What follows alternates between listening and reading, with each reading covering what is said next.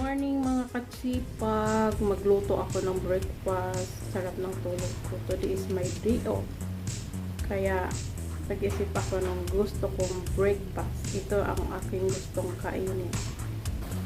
Ito mga kasipag, purong kamatis na may hotdog. Ito ang isusus ko sa aking noodles.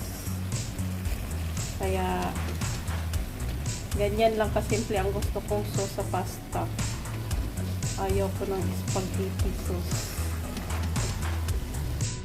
Ito ang aking pasta. Karan! Ayan na! Kain ng mga kasipag. May favorite pasta.